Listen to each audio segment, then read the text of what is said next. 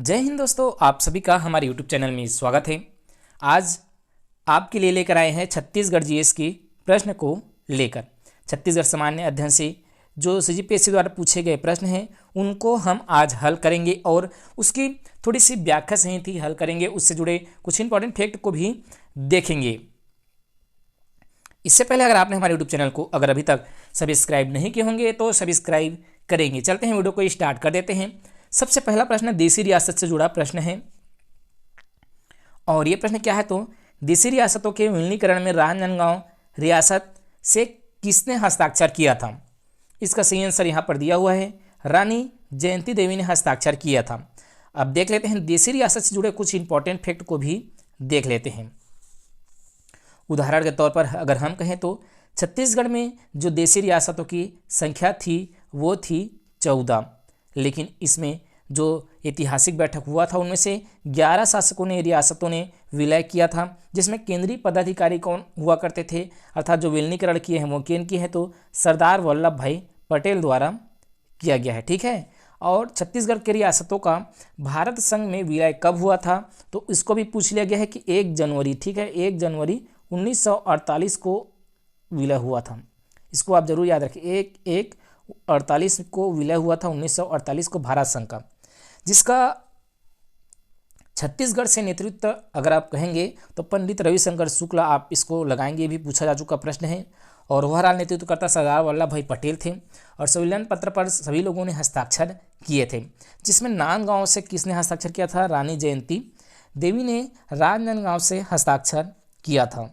अगर हम कहें इसमें जो ऑप्शन दिया हुआ है दूसरा ऑप्शन भानु प्रताप सिंह, इन्होंने कांकेर से हस्ताक्षर किया था, ये भी थे, कांकेर से इन्होंने हस्ताक्षर किया था, ये भी आप याद रखेंगे। इसके अलावा दिया हुआ है रामानुज प्रताप सिंह, ठीक है, तो रामानुज प्रताप सिंह इन्होंने कहाँ से हस्ताक्षर किया था, इन्होंने सरगुजा से हस्ताक्षर किया था, ये भी रियासत थे, राजा थे। और जो धर्मराज सिंह हैं इन्होंने कहाँ से शासन किया था, कहाँ से हस्ताक्षर किया था तो इन्होंने कवर्धा से हस्ताक्षर किया था। तो ये सारे प्रश्न इंपॉर्टेंट रहते हैं कई सारे। और छत्तीसगढ़ की किस रियासत का वंश रक्सेल, ये तो अलग से और कई सारे प्रश्न बनते हैं जिसके बारे में हम भी फिलहाल इतना ही रखते हैं। चलते हैं अगले प्रश्न पर। 26वां प्रश्न है कि सत्याग्रह आश्रम की स्थापना किसके द्वारा किया गया था। जी हम सत्याग्रह आश्रम की स्थापना किसके द्वारा किया गया था तो इसका सही आंसर क्या है तो इसका सही आंसर है पंडित सुंदरलाल शर्मा जी द्वारा सत्याग्रह आश्रम की स्थापना की गया था। जिसकी स्थापना कहाँ पर की गई थी, इसकी स्थापना धमतरी में किया गया था, ठीक है, धमतरी में किया गया था इसकी स्थापना। और 1 मई 1930 को इसकी स्थापना किया गया था। ये इंपॉर्टेंट फैक्ट है। सत्याग्रह आश्रम की स्थापना धमतरी में पंडित सुंदरलाल शर्मा जी द्वारा 1 मई 1930 को किया गया था। चलते हैं अगले प्रश्न पर। अगला है ब्रिटिश काल में पांड्य का अधिकार क्षेत्र क्या था। ब्रिटिश काल में पांड्य का अधिकार क्षेत्र क्या था तो वो था बी ऑप्शन राजस्व व्यवस्था। अगला आ चुका है नवंबर 1940 में व्यक्तिगत सत्याग्रह का आरंभ पंडित रविशंकर शुक्ल ने किस स्थान से किया था तो इसका सही आंसर है माना। और माना कहाँ है तो माना रायपुर में है। कहा जाता है जब अगस्त 1940 में हुआ था, अगस्त 1940 में व्यक्तिगत सत्याग्रह ओवरऑल पूरे भारत में चला था और भारत में गांधी जी के आह्वान पर व्यक्तिगत सत्याग्रह का शुभारंभ हुआ था। तभी 27 नवंबर 1940 को छत्तीसगढ़ में सर्वप्रथम पंडित रविशंकर शुक्ल ने माना रायपुर में व्यक्तिगत सत्याग्रह का आंदोलन शुरू किया था, जिसमें उन्हें गिरफ्तार भी किया गया था, अर्थात इस आंदोलन में उन्हें गिरफ्तार भी किया गया अर्थात रविशंकर शुक्ल को, और 1 वर्ष की सजा भी हुआ था। इसके अलावा उस दिन 74 लोगों ने सत्याग्रह किया था और उन्हें भी गिरफ्तार किया गया, दोषी भी ठहराया गया था। इसलिए छत्तीसगढ़ में प्रथम व्यक्तिगत सत्याग्रही पंडित रविशंकर शुक्ल को माना जाता है, जबकि ओवरऑल भारत में विनोबा भावे को माना जाता है। तो चलते हैं, इतना ही रखते हैं आगे अगले प्रश्न पर। अगला प्रश्न है कि रामझरना किस जिले में है तो रामझरना कहाँ है, यह है रायगढ़ जिले में रामझरना, ठीक है, बहुत ही प्रसिद्ध है, रामझरना रायगढ़ में है। तीसरा प्रश्न है कि राजनांदगांव जिले में लौह अयस्क के उत्पादन में निम्न में से कौन सा स्थान है, ठीक है, तो यह है बोरिया टिब्बू राजनांदगांव में है, जबकि चांदी डोंगर भी राजनांदगांव है, लेकिन लौह अयस्क के लिए प्रसिद्ध नहीं है, जबकि बोरिया टिब्बू लौह अयस्क के लिए प्रसिद्ध है। अगला प्रश्न है कि छत्तीसगढ़ की उच्च भूमि में पाई जाने वाली काली मिट्टी को क्या कहते हैं? तो छत्तीसगढ़ की उच्च भूमि में पाई जाने वाली काली मिट्टी को भर्री मिट्टी कहते हैं।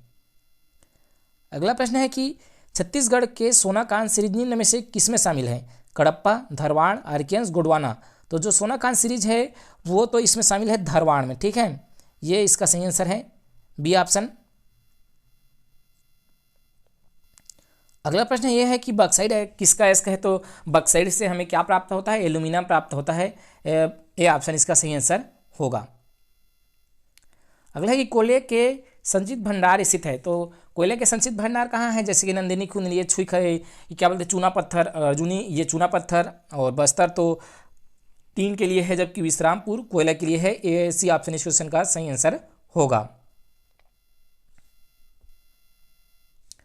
अगला प्रश्न है कि उद्योग को बढ़ावा देने और प्रोत्साहन प्रदान करने के लिए छत्तीसगढ़ सरकार ने एक उच्च प्राथमिक उद्योग नामक उद्योगों की एक नई विशेष क्षेत्र बनाई है, और इसमें कौन सी श्रेणी में नहीं रखा गया है? तो इसमें ब्रांडेड डेयरी उत्पाद को नहीं रखा गया है, बाकी जो ऑटोमोबाइल, वस्त्र और औषधि, इन तीनों को रखा है। अगला है छत्तीसगढ़ राज्य का लगभग कितना प्रतिशत राजस्व खनिज संसाधन दोहन से खनिज राजस्व के रूप में प्राप्त होता है? तो 27% होता है, ये कई बार पूछा जा चुका है। अगला प्रश्न है कि छत्तीसगढ़ राज्य की सबसे बड़ी सिंचाई परियोजना कौन सी है? तो सबसे बड़ी सिंचाई परियोजना यहाँ पर है हसदो लिखा हुआ है, जबकि हसदो नहीं होना चाहिए, महानदी होना चाहिए था, लेकिन ओवरऑल एक को कहेंगे तो हसदो में बांगो बांध है, इसलिए हो सकता है इसका आंसर हसदो लिया हो।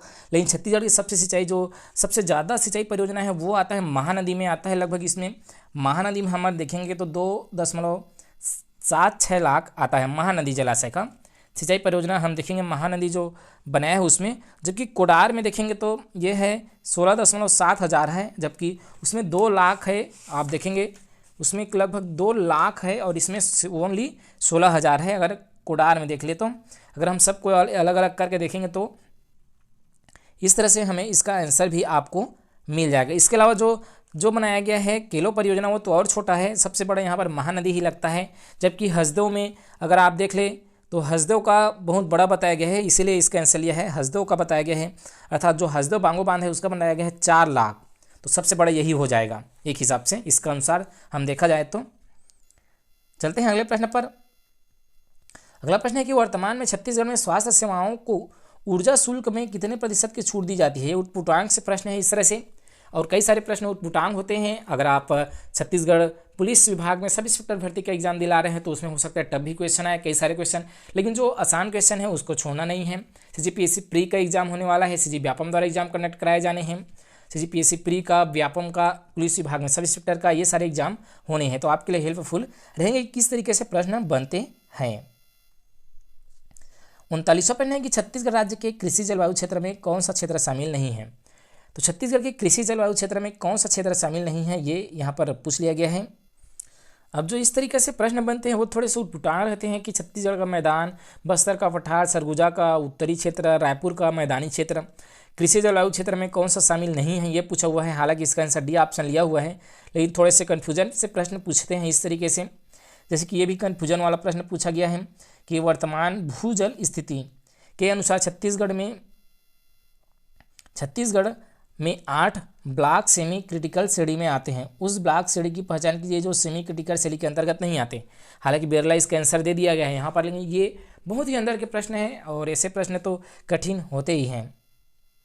अगला प्रश्न आ चुका है यहाँ पर आपकी स्क्रीन पर, और यह प्रश्न है कि पंचायतों की वित्तीय स्थिति की समीक्षा कौन करता है? तो पंचायत की जो वित्तीय स्थिति होता है उसका अध्यक्ष, उसकी जो समीक्षा करता है वो वित्त आयोग करती है, राज्य वित्त आयोग। अगला प्रश्न है कि निर्देशालय व्यवस्था में कौन सा कथन सही है? तो निर्देशालय सचिवालय के अधीनस्थ संस्था है, निर्देशालय लाइन इकाई है, निर्देशालय विशेषज्ञों की इकाई है, ये डी उपरोक्त सभी इसका सही आंसर है। राज्य कार्यपालिका का संवैधानिक मुखिया कौन होता है?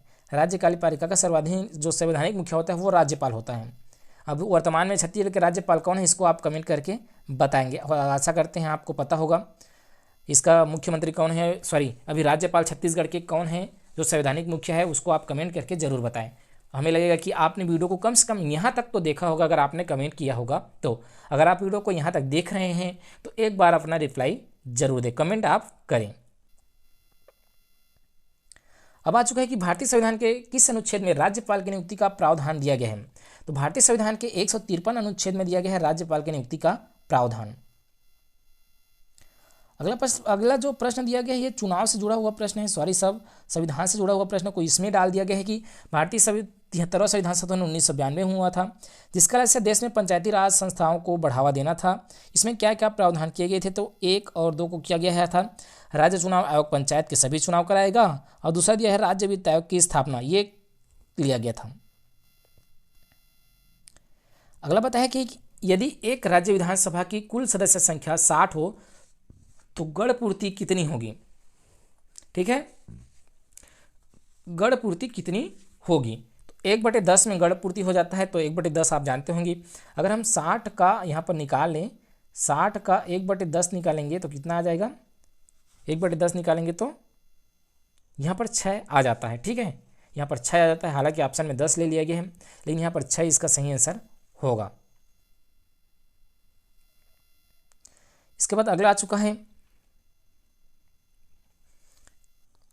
कि 2022 में गणतंत्र दिवस में छत्तीसगढ़ की झांकी का किस प्रकार था, गोधन न्याय योजना था। और इस वर्ष क्या रहेगा, क्योंकि अभी 26 जनवरी आने ही वाली है, तो इस वर्ष क्या रहेगा उसको आप कमेंट करेंगे। आप करंट अफेयर की तैयारी करते ही होंगे।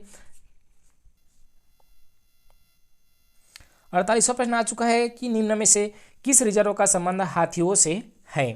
तो किस रिजर्व का संबंध हाथियों से है, लेमरू पार्क, जो कहाँ पर है, कोरबा में है, इसका संबंध है हाथियों से। ठीक है, इंद्रावती रिजर्व कहाँ है, तो ये बस्तर में है। अचानक बार मुंगेली में है। उदयंती सीता नदी उदयंती गरियाबंद में, सीता नदी धमतरी में है, तो ये भी आप याद रखेंगे, ये तो रिवीजन का टॉपिक है। अगला प्रश्न है कि छत्तीसगढ़ राज्य की चिराग योजना का संबंध निम्न में से किससे है। तो चिराग योजना का संबंध किसानों की आय से है, आय में वृद्धि से है। डी ऑप्शन इस क्वेश्चन का सही आंसर होगा। अब ये जो प्रश्न दिया हुआ है ये करंट अफेयर का प्रश्न है। सभी का वेतन बढ़ाया गया है। अगर आपको पसंद आया होगा ये मेरा 25 वीडियो, तो आप अपना फीडबैक एक बार जरूर दें। आगे के वीडियो का नोटिफिकेशन पाने के लिए हमारे यूट्यूब चैनल को सब्सक्राइब करें और नोटिफिकेशन बेल के बटन को भी प्रेस करें। अगर आप आगे का वीडियो देखना चाहते हैं तो यहाँ इंड स्क्रीन में वीडियो आ रहा होगा, इसमें आप क्लिक कर सकते हैं। यदि इसमें आप क्लिक नहीं करते तो यहाँ पर आई बटन में आप सारे वीडियो का लिंक आपको एक साथ मिल जाएगा, वहाँ पर जाकर आप सारे वीडियो का टेस्ट दिला सकते हैं।